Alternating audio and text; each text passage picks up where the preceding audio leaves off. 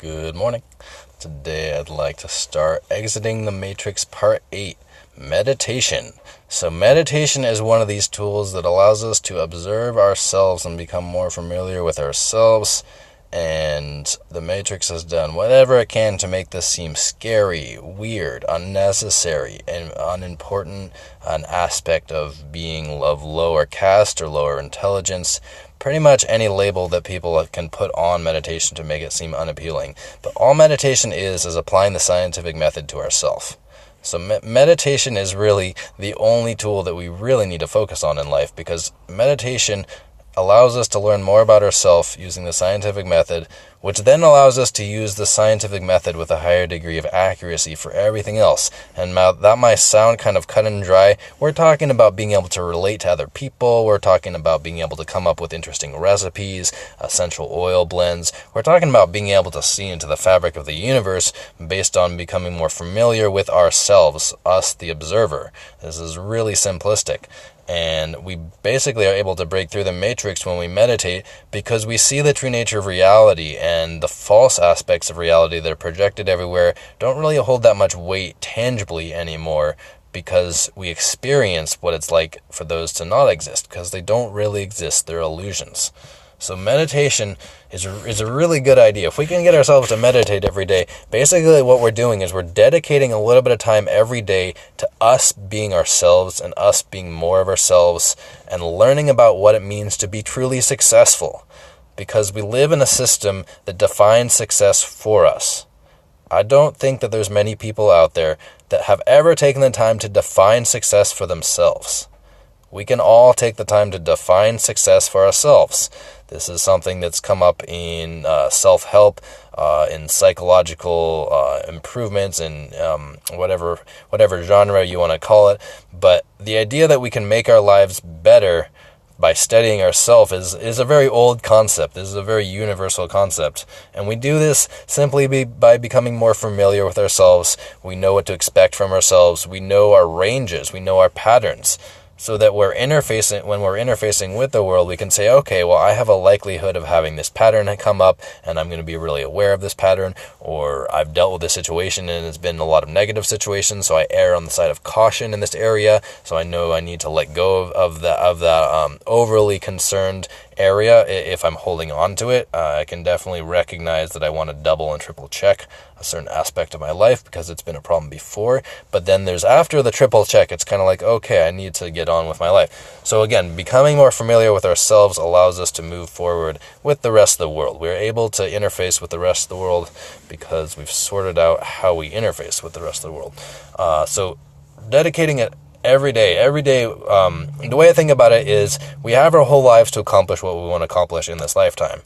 And if it's something that's really important to us, we're going to do it every day, because every day is an opportunity, and it's its own defined unit. There's a day is a defined unit, and we very much experience the potential of a new reality every time we wake up, because we erase a lot of static, we clear out a lot of static. We touch in with our higher self while we're sleeping. We're not locked into this body. We're able to be more of ourselves. A more percentage of ourself is able to free flow. So we're recharging by being more of ourselves in this more of a lucid state. This body state is more like an isolated dream we're having. When we're awake in our bodies, this is an isolated dream. When we're dreaming, we're actually much more awake in our true self, because we're in multiple dimensions, we're able to travel through multiple dimensions, we're able to travel through time with relative ease. There's a whole yoga of sleep that not only can cure virtually every disease, but can also allow us to experience virtually every aspect of reality. I've talked to people who say, oh yeah, I just wish I could do the same in real life. And I said, well, this is what meditation is for. If we can do yoga dreaming, where we can consciously choose to fly, to dissolve objects, to make objects transform into other objects, if we can do this in our dreams, this is some potent dream yoga right there. Yoga is like the study of anything. There can be a yoga of just about anything. It's looking for the true nature of the universe from within any one particular subject. So there's the yoga of body mechanics, Iyengar. There's the the yoga of having positive beliefs, of creating a positive reality. That's its whole like aspect of yoga. There's different branches of yoga which idealize certain aspects of learning and list certain aspects of learning as that style of yoga, and they tend to have a central theme. But the yoga of dreaming, the yoga of getting good rest every night. There's a yoga nidra is all about the control of the nervous system and the body through adequate sleep. If we train our bodies to get genuine 100% fully regenerative sleep every night, and not just sometimes, and not just halfway there, if we really focus on it, our bodies heal themselves completely. And this guy, he might have taken it to an extreme, but he loved to eat McDonald's, and he was just like completely overweight. And he's like, look, I can eat garbage and be, completely overweight, and I do my sleeping yoga every single day, and I get my maximum regeneration. So it doesn't matter what garbage I eat, I can be healthy. This is what this one yoga teacher thought. He was very Western. He was very crude and limited in his scope. We can imagine what the human body could do if we ate a spiritual diet and performed sleep yoga at the same time. We magnify our abilities instead of detracting from. Anyways, that brings up another good point. Most people feel like they have something to prove. This is the number one tool that the slave matrix uses to entrap people, is coming up with the area where people feel like they are better than everyone else. So this is usually when we are 4, 6, or whatever, 10 years old, and we want to find the way that we're better than everyone else because everyone else is telling us how we're not good enough. Everyone is saying we're not good, we're getting singled out, we're doing wrong, we're not passing the test, or we're spend so much time trying to pass the test that we're called names for that, or whatever it is. There's this point where the slave matrix beats people down from a very young age and tells them that they're worthless, basically. So we're all trying to find worth based on this wound that the matrix has given us. We're all trying to find worth, and most people find this worth not externally, because they found that externally they're told they're bad and wrong no matter what we do, but we find this reason that we're right internally. We say, okay, I'm better at this one thing than anyone else, so now I can feel good about myself and all the bad things that happen in my life because I'm better than everyone at this one thing. I have this one insight into reality. It's often an insight. So we have a lot of isolationist psychologists that believe they have a one-up on everyone else because they have an insight into something, into the nature of reality. And then the matrix system says you don't talk to anyone, you don't say anything, you just try to trick people using advanced psychology and emotional manipulation. I mean, anybody who's been in a dating game long enough knows this to be true. The dating game, the relationship world is all about emotional trickery. There's very little genuine human connection left because it's been taught out of us. It's been beaten out of us. So this one-upmanship is the default. So when we go into a setting and we offer information, the default response is going to be to try to one-up that information. It's not going to be to try to learn and grow from the information. It's going to say,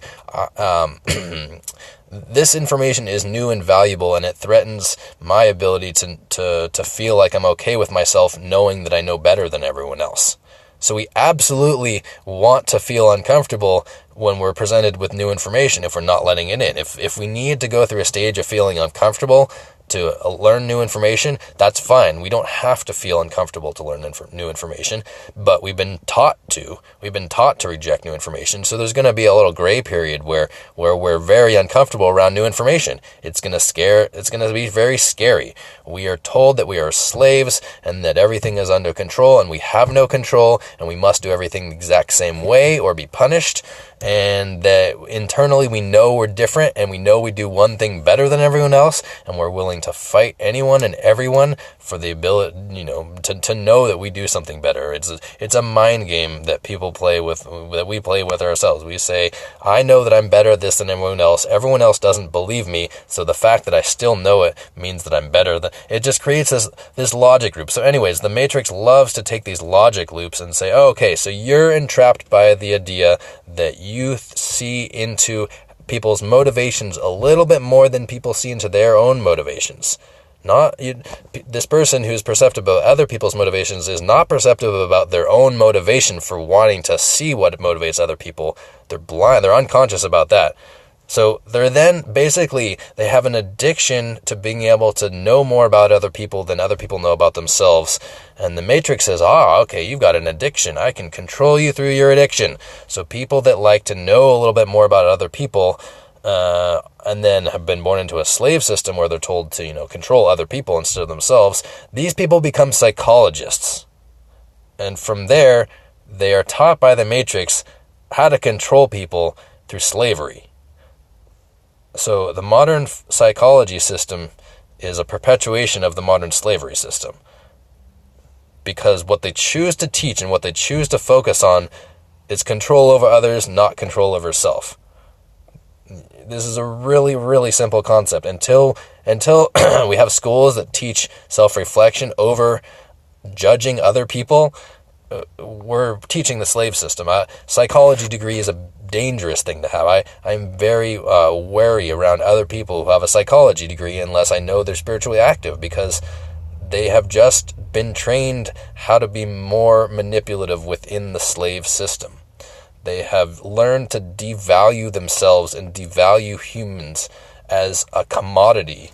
And this has been reinforced within psychology so deeply. The depths of the darkness in the modern field of psychology are so awful right now because they refuse to look at themselves. There's no self-examination in any of the scientific method. Again, I talked about this before. There's no self-examination built into the scientific method anywhere. So all of science is illegitimate. This is why ancient sciences are becoming so popular right now, is because self-reflection is the basis for ancient sciences. That means we observe the observer because the observer has the power to create the data. The observer is the important one, not the data. We know as soon as we look under an electron microscope or look with our eyes, the data has changed already. We know we're manipulating it. So we know we want to know more about how we're manipulating it. This is logic. So modern psychology is worthless. It's garbage. It's a perpetuation of the slave system. It's not trying to be more accurate. It's not trying to grow. It's not trying to take on bigger concepts. It's rewarding people for being isolationist and separatist, for creating separation, for seeking to create separation. The modern education system is based on separation. Teachers are encouraged to fight each other. Teachers are encouraged to fight and be in a combative state where they are vying for the same resources of scarcity. There's a system set up with scarcity so that teachers are punished for not being manipulative and not, teachers are rewarded for being good slaves and getting other people to become good slaves. Let's just overly simplify this scenario. The education system does teach people, but it better teach people because it's the education system. The fact that it's primarily teaching slavery and secondarily teaching education is the problem. We can teach ourselves education. We have really brilliant resources. We have really brilliant people. How often are the teachers in the schools the brilliant people that are good at teaching? 1 in 8, 1 in 10, 1 in 20, 1 in 100, 1 in 1,000? How many qualified teachers are there at our schools? I experienced maybe 1 or 2 for any school that I've ever been to. So I haven't obviously been to all the teachers in schools, but 1 or 2 total out of each school that I've been to is horrifying. Most of these teachers did more detrimental things. They were more interested in making sure that I didn't perform my own education and punishing me for not following the system than they were interested in promoting education. I've had brilliant teachers who are really dedicated to education, and they say the same things too. My English teacher, who I had a great relationship with, we spent after class, we basically went further because the class was really, I was already familiar with what to do in the class. Anyways, she basically said that to make good money, she became a tutor because she's really smart. But after 8 years of that, she realized that she was teaching rich people how to get ahead of poor people, and she really didn't like doing that. Because, she came from pretty humble beginnings, and the whole reason she got into education was to help uplift people out of abject poverty and out of slavery. She talked about openly to her class about the fact that when she was young, she ran off with a bad boy and then found herself living in a motel, pregnant with a guy who's there less than half the time, and realizing that she, had to make a change for herself. That things were not going so well. And at that point, she decided to educate herself. Just start looking for educational resources of how to change her life and start changing her life. And then she wanted to do the same for her students. So she started out with tutoring because it makes good money and she, pay for her family better that way, and then realized that she wanted to go back to, college. She wanted to go back to college. She wanted to teach freshman level college classes because this is where we can reach young minds. This is where we can make a difference. She realized that she was having a negative effect by teaching lazy rich people how to cheat on their tests, basically, is what she said. Tutors essentially in this day and age, that's what they do. They're not paid to teach people how to learn different or overcome learning challenges or see deeper into subjects. They are paid to ensure that their students get better test results. That is the only thing they're paid for. So she decided she'd rather be a public school teacher. So this is what we can all do. We can all say, okay, I know there's opportunities to capitalize upon my abilities. Do I want to do that? Can I make a living, and can I promote and grow what I do for the world without being at the expense of other people? Is there a way to do this? This isn't, I have to be 100% pure and do this only the right way and sacrifice myself. This is there a better way? In every situation, is there a better way? We can always be asking ourselves that, and we can do this by self-reflection and meditation. So any kind of meditation practice, any kind of self-reflection practice, these are amazing. I'll do a how-to. I've done one on Gayatri, but I'll go over some more basics so people can get a range of what they are. Anything that we're reliably checking in with ourselves and reliably dropping into a deeper state of consciousness is going to allow us to create more of ourself in this reality, and create more of the reality we want. All it takes is us doing this every day. This is our real job. We show up to our day job, which is our slave job, as I talked about yesterday, and I wrote about. We live in a slave system. Businesses pay their employees as little as they can get away with and take as much profit from the difference in the money they make off of the employee. Now, if this was a very tiny amount and it went to cover operating expenses and little things like that, I can see a business being restructured to work like that and using a pay scale and everything. But right now we have slavery because the goal is to own slaves, pay them as little as possible, get them to work as hard as possible, get them to talk as little as possible, and collect as big of a CEO bonus at the end of the year. This is the example of what a slave system is. It's about building up CEO bonuses at the end of the year. This is the end goal. Again, I work for a company that's I think it's chartered. It's paid for by the state, and the owner is primarily concerned with making money. He's in a field of helping people, and he's primarily concerned with making money. He's not really interested in going the extra mile to help people. He's really dedicated to making a difference in people's lives, but because he's not a self-aware, because he doesn't meditate, doesn't have a self-reflection practice, he blindly believes in the religion of psychology and money. He is addicted to this concept that everybody that, his business is a slave factory. He doesn't see it in those words, but he treats it like this. And this is how all businesses around the world work. Unless the owners has a deep sense of compassion and heart activation, all modern cities and all modern civilization in the world follow this pattern of a business is a slave factory, and you look for the difference that you can charge the employee, you can pay the employee, you can charge the customer, and you can make profit. In a sane scenario, we would have businesses that were set up to succeed and to promote the field that they work in. They would be, if we're in the science field, the idea is not to get a one-up on the science contract from the government and make more money. The goal is to promote the growth of science in a holistic way that benefits everybody. Because that way everybody who's involved in it really wants to do it and is excited about doing it. You get more buy-in from excitement and joy than you do from slavery. Google was a great example of this. They realized that for their highly trained professionals, making them happy by giving them a little bit more, increase their productivity more than any kind of scarcity or negative reinforcement. Positive reinforcement is more effective than negative reinforcement, because negative reinforcement wears off very quickly. It has almost zero effect, after the fact. And positive reinforcement continues to grow. So we need to look how we can change the world and change ourselves through positive reinforcement. When we find ourselves doing the things we want to do, find ways to do more of them. We can always expand on what we know, expand upon what we're doing that's working.